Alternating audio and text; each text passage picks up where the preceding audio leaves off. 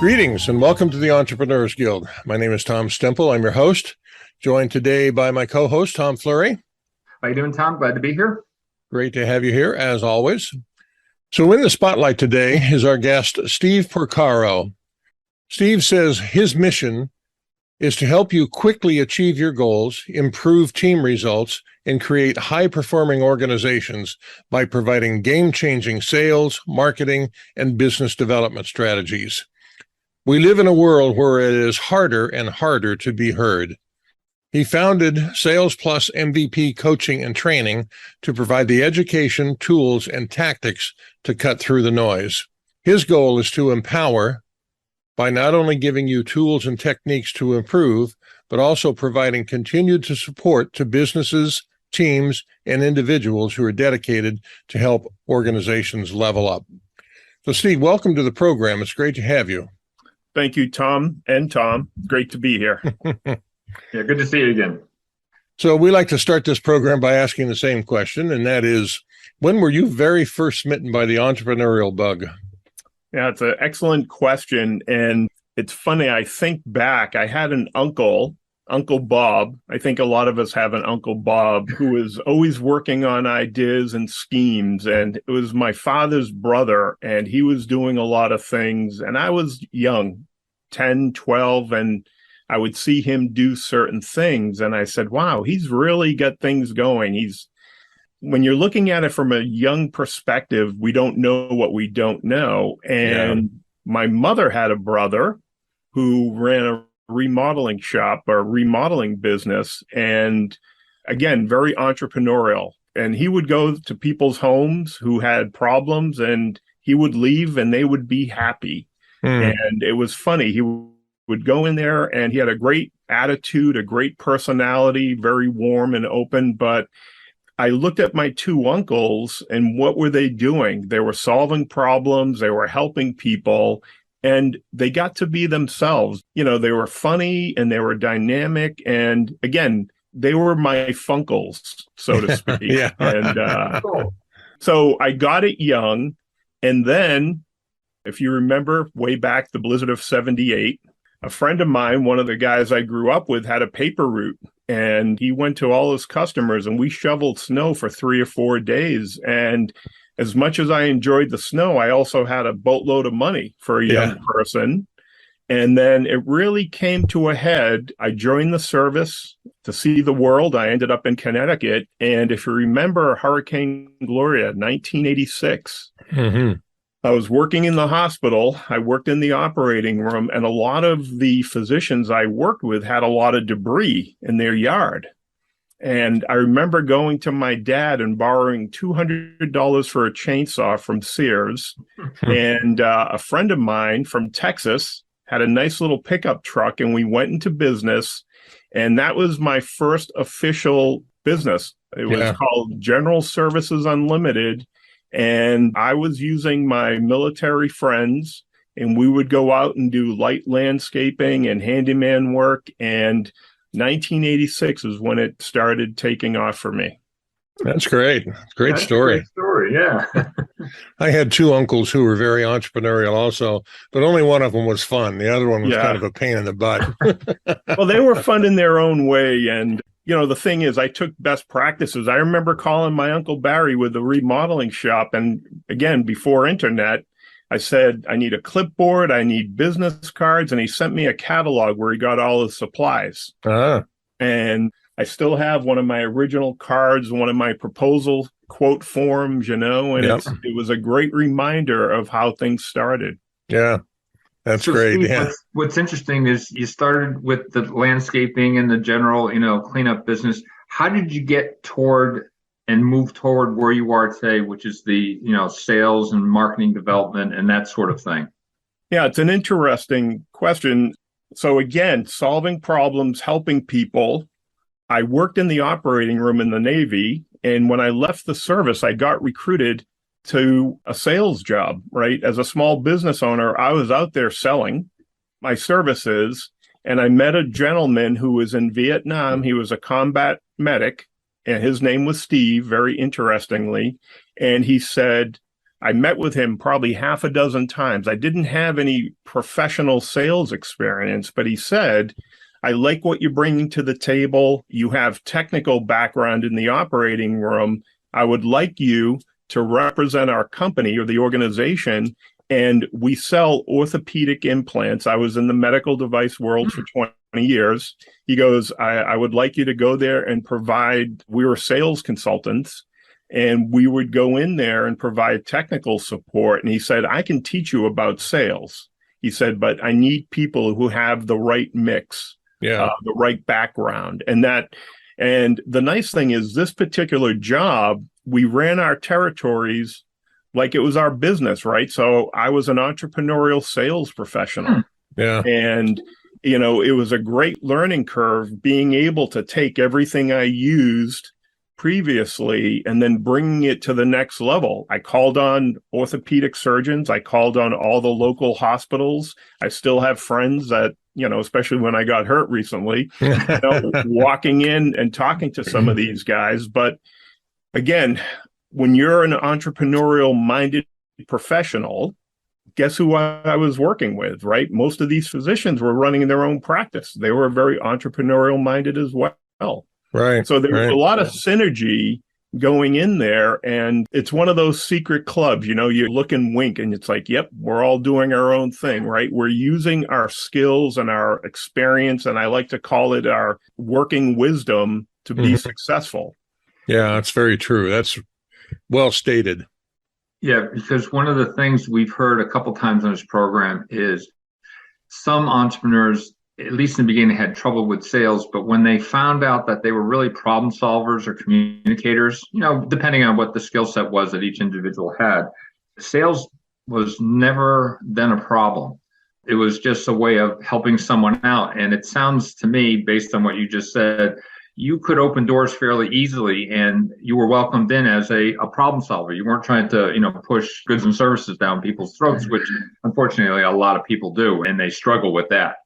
Yeah, and I'll tell you, Thom, a quick story. I actually made a video about this a few years ago. When I was leaving the service, I had a job lined up in Boston, and I was at a crossroads because I didn't think I wanted to go in sales. When we were working in the hospital, we had sales professionals calling on us, but there were a few gentlemen who were very unsavory and, they left a bad taste in your mouth, and they would come and you would shake their hand and you had to count your fingers to make sure you still had them, right? Yeah, I hear you. I wasn't sure I wanted to go in that direction because when I was on the clinical side, part of the surgical team, I was treating patients. And to go to the dark side, and the truth is, I didn't know what to do, but I was old enough and wise enough to realize my dad finally knew something, right? I was probably 24, 25. I called him up, and my dad has been in business. He had a little bit of an entrepreneurial streak in his past. And I asked him for some guidance, mentorship, thoughts. And he told me three things. And it's very important. He said, one, you're selling state-of-the-art medical equipment, right? You're not selling, again, used cars or, cotton candy. He said, state-of-the-art, you're calling on physicians and hospitals. And he said, instead of working in one operating room, you'd be working in multiple. I called on, probably 45 hospitals, Connecticut, Western Mass. And I said, you're right. And he said, and this was the big thing for me, Thom, and you hit it on the head earlier. Instead of using the 4-letter word sell, use the 4-letter word help. Yeah. And you're going to go into that operating room and you're there to help them. Right. And then I said, you know what? I can do that because that's one thing I know how to do. And the truth was, and it still is, I hate selling, but I love when people buy. Yeah. So if I make my products and services easy, for people to reach and I help them, I don't have to force myself as much as providing that solution, that help they need. Well, I can completely relate to the notion of hating selling. Thom's probably heard me say that 100 times. I hate the process. I hate the tension, all that. But it's interesting because, in my background, years and years ago, I ran a sales organization in Metro Boston. And it had a variety of different wings or arms, I guess you'd say, to this organization, one of which was medical device sales. And we had a gentleman who ran that, or he actually was my only salesperson in that division. And he was a PA by training, so he knew what he was talking about. And he was a very distinguished guy. People just loved talking to him. He, had a huge vocabulary. He's a wonderful guy. He's a big black guy. He looked like he should have been a linebacker for the Patriots. And but he's a wonderful guy. And the way he treated his people was exactly the way that you're talking about treating people in an operating room or in a consultation or something.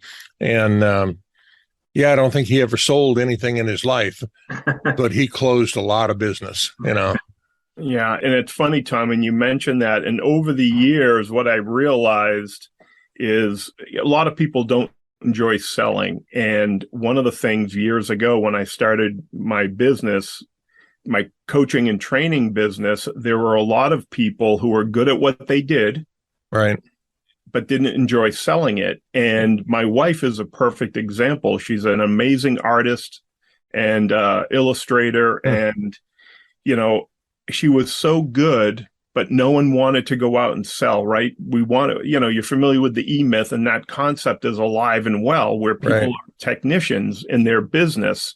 And whether you're working on your business and in your business, it makes a difference. So there was a subsection of working with solopreneurs and small business owners, helping them taking out that inner salesperson and helping them sell that or sell their products. And, the funny part is Sales Plus, another great idea from my father, was people would come to me to help grow their business, but we realized we had to step back a little bit.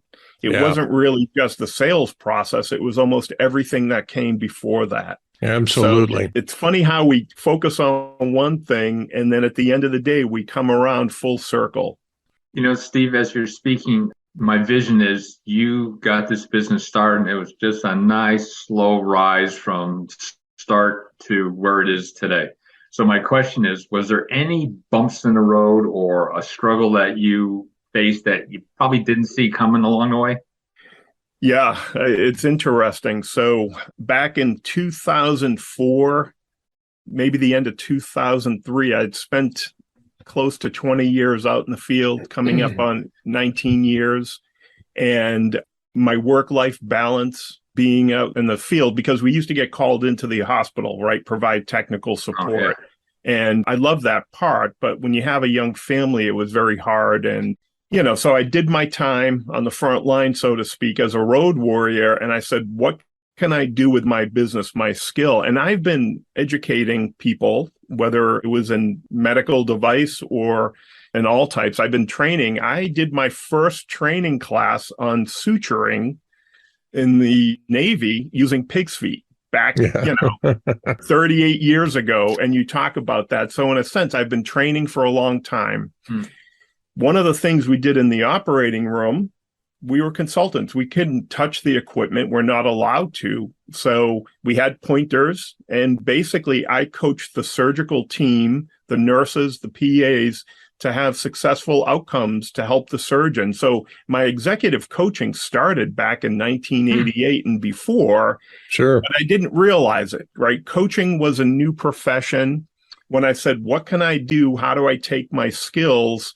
And I went through some great coach training. And Thom, you bring up a great point. And a lot of people who are starting professionally build it, hang a shingle, and your clients will come to you. Well, guess what? They don't. Yeah. And we were kind of told, oh, this is the greatest thing, right? Yeah. And I'm out here with my shingle. I'm out there, and it's like, okay, nobody knows I'm here. Yeah. And building that supply and demand in a world that was kind of new, right? And on one hand, I had expertise in the medical device field. I knew that business. Now we had to leverage the up and coming new technology called social media, video. Yeah. And I was fortunate to be at the right place at the right time. And I couldn't imagine being where I am today if it wasn't for social media because of the type of work I do. Yeah. Good point. Good Yeah. point. Yeah. It's interesting that some people will embrace changes and technological changes like, video and social media and that sort of thing. And other people will shy away from it and still rely on the old standard ways, which sometimes they work, but you got to know when they do work and when they don't. And that's when people get into trouble because they get either lazy or they have a blind eye toward, what's really happening in their, business environment. So congratulations on that, because it sounds like you've been able to weather a lot of storms and go where you wanted to go without a whole lot of effort. But I also think we actually had a couple people from the military on this show too. I think that military training and that keen sense of drive and focus on a goal really helps, you stay on track. So that's a great story.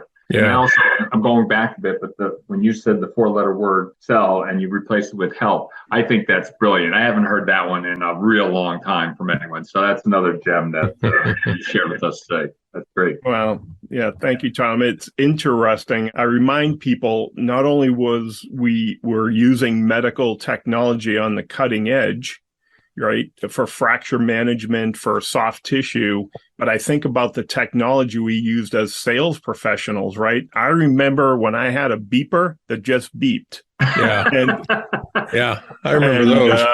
Right. And I remember buying my first computer for work in 1989 because we were quasi 1099. And my boss sent an email or actually called us up on a conference call and said, we need to buy computers. And I said, a computer? I just bought a typewriter at Leechmere. What do I need a computer for? And it's so funny when we look at this. So embracing even the technology to run your business, right? The fax machine, a computer, we're on the cutting edge. And you talk about the military. You may know I have 3 boys. They're all in the service right now, and they were all in scouts. And on one hand, I used that same approach when I was working in the hospitals and providing support. My plan was to be prepared, right? We always had a plan A, B, and C, but I always brought a D, E, and F just in case. Yeah, good point. That was the nature of fractures and healthcare. But it was also the nature of the business world. And what happened was being prepared was one thing. And most physicians, virtually every surgeon, has a preoperative, intra-op, and a postoperative plan. And I love that approach, right? I spent all this time in the operating room. But the other thing that happened as I went through this, I have 3 boys who are active duty Marines, and serving in the military, and the Marines had this great approach, and we used it, but we didn't realize it. We overcome, we improvise, and adapt. Not only was our business like that, your sales, your territory, and if you're going to be an entrepreneur, if you have that mindset, you can adapt to anything. You can be prepared all you want, but you have to be ready to, if you can't get in the front door, go through the side door, the back door, the trap door. Yeah. What you need done. And it's true. So we never gave up. And that was another philosophy that served me well. Oh, that's a great story, Steve. We only have a minute or 2 left. So I get to ask this last question. What question should we have asked you that our audience should know about Steve Porcaro that we didn't ask today? That's a good question. Physically, I'm in better shape now that I've been in the last 30 years. Good for you. That's great. But that also goes back to your business can be in better shape now than ever, too. So tune up yourself and tune up your business. Well stated. Yeah. Appreciate it. Thank you. Steve, people are interested in getting a hold of you. What's the best way to do so? LinkedIn, Steve Porcaro, is a great place to find me. Also, my website, salesplusmvp.com. And I'm on Facebook again, Steve Porcaro under Facebook. Feel free to reach me. You can also call me at 860-243-9757. That's terrific. This has been a really great show. It's been one of my favorites, honestly.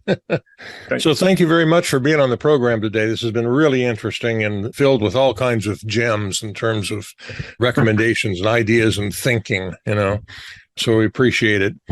We'd also like to thank our listeners today and remind you to like us on whatever media you use to listen to our program.